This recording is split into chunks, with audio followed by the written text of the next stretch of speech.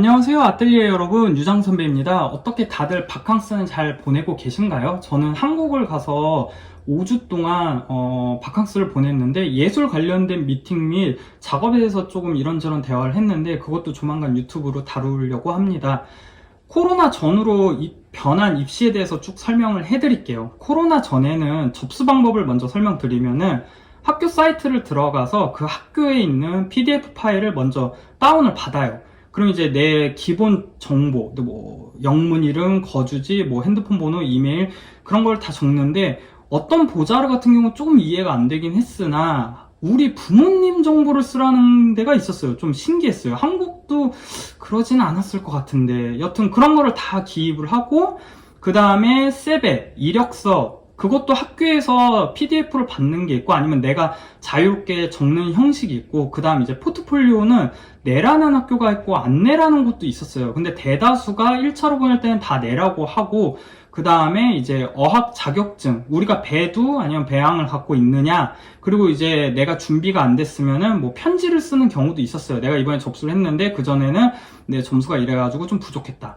그 다음에 이제 그 학교 측에서 너 거를 우편으로 보내고 나면 다시 돌려줘야 하니까 편지 봉투를 하나 더 넣어서 그게 그람수에 맞춰서 우표까지 붙이는 거를 넣어야 하는 곳들이 있었어요.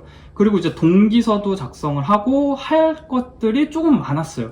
그걸 다 프린트해서 수기로 적던가 아니면은 포토샵이나 일러스트 아니면 워드 파일로 변형을 해가지고 그게 이제 깔끔하게 쓰는 분들이 계셨고요. 그러다 보니까 우편물이 조금 빵빵해지죠.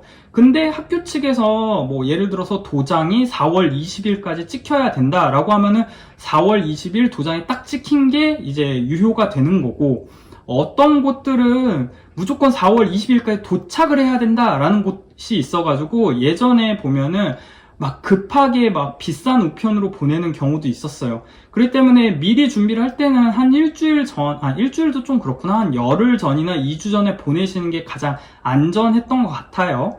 그래서 그런 모든 서류를 편지 봉투에 딱 해가지고 보내면 그쪽에서 이제 내가 잘 받았다라고 하면 공복가 시종이라든지 뭐 아테스타시종 어떤 서류가 날라와요. 그래서 이제 확인을 할 수가 있었고, 근데 이제 그게 날라올 때 어떤 곳들은 뭐 1차에 네가 합격을 했다 안 됐다, 뭐 1차에서 너가 통과됐으니 뭐 2차 때 뭐 언제까지 면접을 보러 와라, 이렇게 해서 오는 경우도 있었고, 코로나 이후에 접수 방법이 좀 많이 변했죠. 코로나 이후는 예전에 했던 방식을 계속 고수하던 게 약간은 파리 보자르 같아요. 그때 당시에도 끝까지 2020년도에 보면은 7월인가 6월까지 계속 얘네가 미뤘어요. 접수 방법에 대해서. 결국에는 실물을 가지고 가는 방식으로 했고, 그 이후에도 계속 그 방법을 했거든요. 저는 개인적으로는 그 방법이 나쁘지 않다라고 봐요. 그리고 이제 대부분의 학교들이 타이거랑 빠꾸스, 그 다음에 이제 학교 홈페이지를 들어가서 아이디를 만들어서 접수하는 방식으로 지금 많이 바뀌어 있죠. 근데 어떤 분들이 코로나 전에는 빠국수가 없었다라고 하시는 분들이 있는데, 아니요, 있었어요. 그래서 저희가 이제 예전에 저희 학생들도 접수할 때 선생님 이런 게 있는데요 했을 때, 이거를 많이 하는 게 아니니까 원래대로 그냥 인쇄해서 보내자라고 했었고, 그거에 대해서도 뭐 굳이 차이가 있다 없다는 저는 그때 당시엔 모르겠고, 여튼 예전에도 빠국수라는 접수 방법이 있었어요. 하지만 지금은 인터넷으로 됐기 때문에 뭐 이메일로, 어떤 곳들은 공복가시용이나 그런 서류를 아직도 우편으로 보내는 곳도 있어요. 근데 사실 우리가 이제 봤을 때는 인터넷이 좀 더 빠르니까 좋죠. 하지만 그들이 서류를 다 받았다 안 받았다, 그게 좀 불안하잖아요. 답장이 없으면. 그러면 우리가 또 이메일을 보내고 하잖아요. 여튼 그래서 코로나 이후에는 거의 인터넷으로 많이 변했고, 인터넷으로 올릴 때도 종종 이거 에러가 떠요 라고 할 때 있는데, 그거는 한번 용량을 확인해 보세요. 그러면은 용량이 너무 크면 안 되는 경우도 있거든요. 그러니까 용량을 적당히 포트폴리오를 하시는 것도 능력인 것 같고, 그 다음에 이제 면접이 된 경우, 그러니까 1차가 뽑혀서 학교 측에서 이제 연락이 오잖아요. 그러면 코로나 전 때는 면접을 이제 대면으로 했었고, 제가 실존하는 분을 한 분을 만나봤는데 비디오로 하신 경우도 있었어요. 옛날에 코로나 전에. 그래서 그렇게도 학생을 뽑는구나 생각을 했지만, 여튼 그 전에는 1학년은 3박 4일, 뭐 1박 2일, 뭐 2박 3일 해가지고 정말 긴 시간 동안 이런저런 거를 학교에 직접 가서 뭐 실기 시험, 포트폴리오 보여주고 영어 시험 뭐 다양하게 했던 걸로 기억을 해요.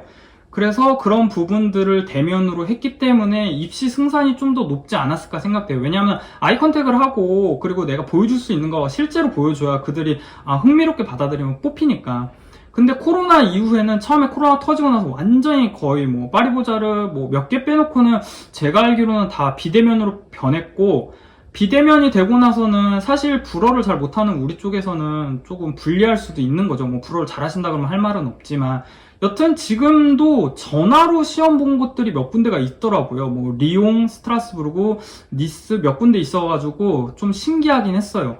그래서 지금은 앞으로 몇 년 동안 이제 시간이 지나면서 예전같이 대면 면접으로 갈지, 아니면 대면 면접이랑 그런 비디오랑 섞어서 할지, 아니면은 어떤 곳같이 그냥 비디오로만 갈지는 그건 모르겠어요. 왜냐하면 문제점이 있다라고 판단되면 입시는 변하니까. 근데 비디오로 하는 거는 단점이 있다라고 생각이 되고, 왜냐하면 포트폴리오를 보여주면서 아이디어 스케치북이라든지 실물을 보여주는 게 우리한테 입시가 가장 승산이 높은데, 그들도 평가를 하는데 가장 좋을 것 같아요. 왜냐하면 대리 시험을 치는 경우도 있다라고 어디서 제가 들었어요. 비디오로. 얘네들이 동양인을 잘 못 알아보니까. 그럼 불어 잘하는 사람 앉아놓고서는 할 수 있는 거잖아요. 여튼 그런 뭐 부정행위도 있을 수도 있을 것 같고, 여튼 코로나 전후로 일단 면접은 사실 시간이 지나면서 대면 면접으로 가길 바래요, 저는. 그래서 코로나 전후로 해서 변한 입시는 이렇게 되고요.